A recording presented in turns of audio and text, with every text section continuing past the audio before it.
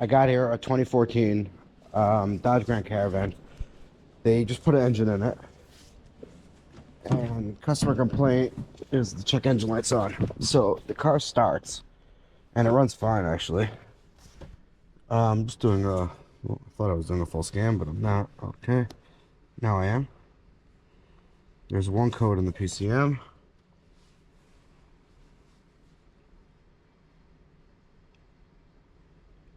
Okay, so the code is Bank 2, Camshaft 2, Position Actuator Circuit Open. Alright, so over here, I have it pulled up, that code. So we're dealing with this one, number 4, which is VVT Actuator Bank 2 Position 2. So pretty much there's 2 sensors. Well, actually, it's really 4 sensors just built into each one, meaning on each bank there's a sensor that has 2 Hall effects in it that read exhaust and intake. And then on each side there's a solenoid that controls the oil pressure to move the phaser. So it's saying that this one right here has a circuit code. There we go, here's the diagram.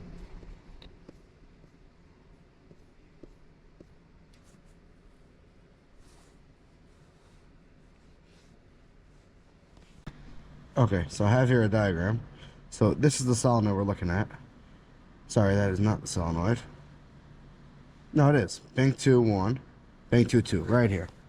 This solenoid should have a constant ground right here.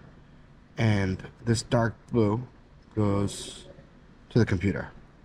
So before anything, let's just do a visual inspection on this. Alright. So this is the 2 solenoids. This is the one we're dealing with. So unplug it. All the wires look good.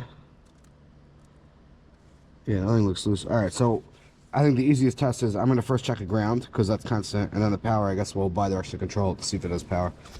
So let me get a test light. Alright, so here I have a test light. I'm going to connect this to battery positive. And this guy, if it finds a ground, it should light up. And it does. Okay. So, we know this test light's good. Now, let's look over here. We need the black wire. Should be a constant ground.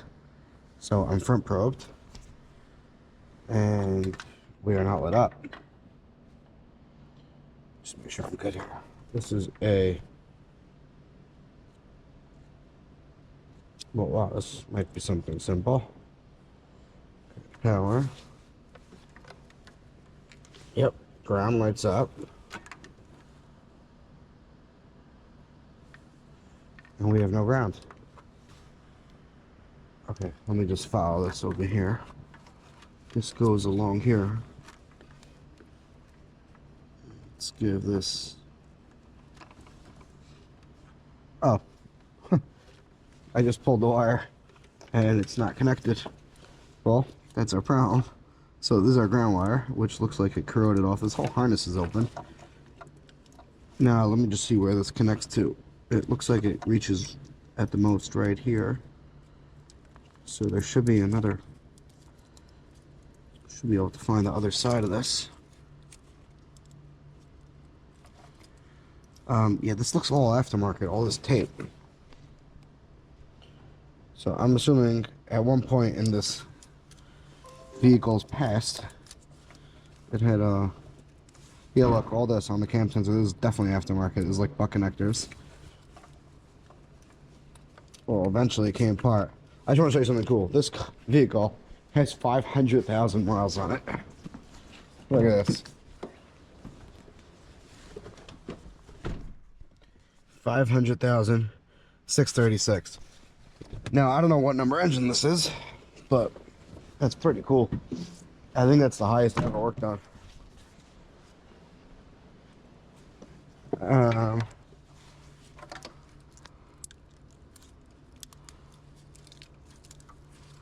Come on, where are you?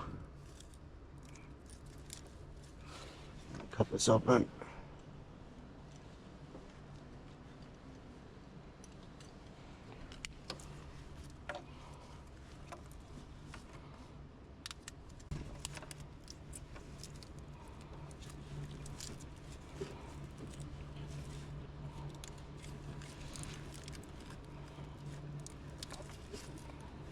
I think I found it right here. It's going up. Yeah, there it is. It's right here. Okay, I'm gonna fix this wire. Well, actually, let's just touch this together. I want to see if that light lights up. It does. See that? I let go. Okay, that was an easy one. All right, I'm gonna fix this. I'm assuming this is gonna be fixed because the car runs fine now anyway. All right, let me put this together. All right, I'm gonna fix this with an uninsulated butt connector and heat shrink. So at the very least, even, you know, at the very least, the comment section will be a lot of fun because, you know, you have the people that say you can only solder, nothing else works, which I usually actually do use. And then you have the people that say there's no OEMs that solder, vibration ruins it. Well, whatever. I'm using this because the wire is very brittle as it is, and I don't know, it's gonna be hard to solder in this situation. So I'm gonna put some, this is uninsulated, so I can crimp it as hard as I want. I'll put a little piece of heat shrink around it. And this thing should be, you know, as good as this wiring harness is.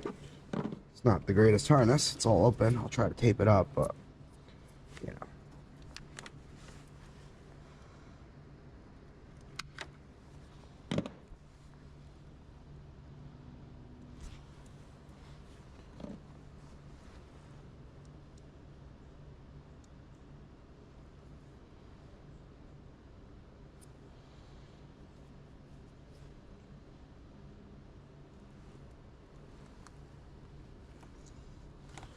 There we go. Just make sure the light turns on. And it does. All right, let me just move that heat shrink back on.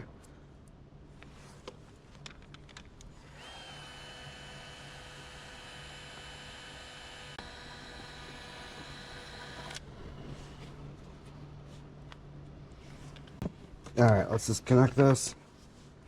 Plug it back in. Let's see if this code goes to clear. I mean, not clear. Let's see if it goes to history. So let me just start the car. Cycle the key. So the code's still on. Let me just see what we got here. Let's enter this.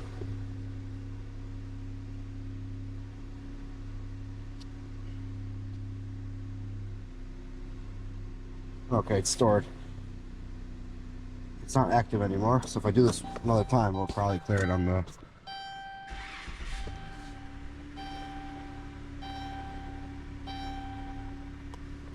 Alright, I'm not sure how long it takes to clear it, so I'm just going to actually erase the code, but it's definitely not active anymore. Okay. Clear full codes. Yes. Okay. Shut the car, turn it back on. Don't tell me.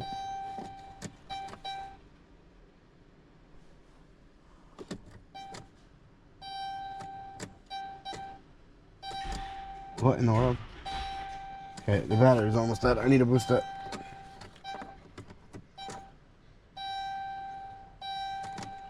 Alright, I gotta get my booster pack. Okay, let me just connect this booster pack. Power.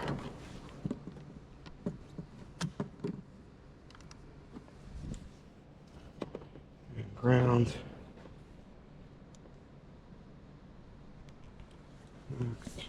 Okay.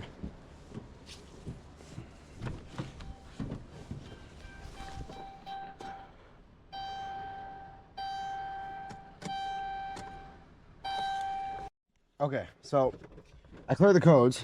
There's no code comes back, but now the car won't start.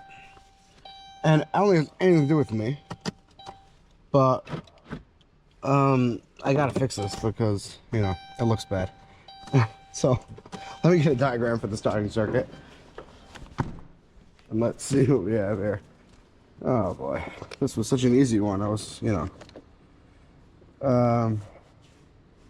So pretty much we have the starter relay, which Gives power to the starter. Okay. Gets it from the fuse J17, and it clicks the relay on with the TIPM. Actually, the PCM and the TIPM, fine. So starter control return is from the PCM, and the TIPM supplies either the power or the ground. It doesn't tell me. So this relay should have... Okay, so let's go to this relay. Alright. The starter relay is K3, which is this one right here. So we should have, let's see, constant power here. Let's hook up to battery ground. If I touch a power, it lights up. Okay, so we should have on pin, doesn't say which pin it is. Well, it's either 87 or 30. Let's see. So 87 and 30 is these two, either this one. All right, we have a constant power here. That means we should have a ground. If we're connected to the starter, it should go through the starter motor to here, and we should have good ground. So let's just flip this around to battery positive.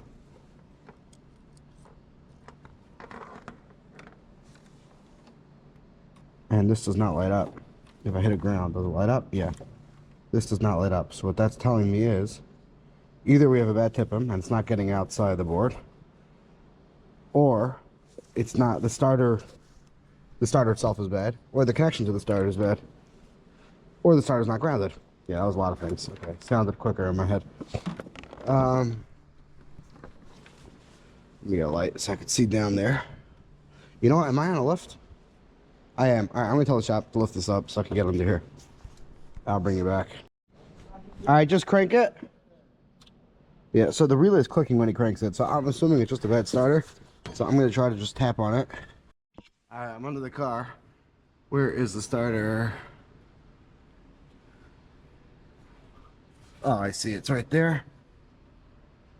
I don't know if you can see it. I'm just gonna tap on it and the guy's gonna crank it. Crank. There we go. Alright, well, it's a bad starter. Alright, I'm gonna lower him down, just make sure the code's cleared. Okay, so that's it. We got the car started by banging the starter, so it's a starter. But if you look, there is no engine light on. So that's a fix. Alright, this is where, like, you don't really know what to do because, you know, you fix the first problem, and then it gets another problem, which is completely not your fault. But sometimes it's hard to explain to the shop that it wasn't your fault. But in this situation, he's understanding. He realizes. All right, thanks for watching.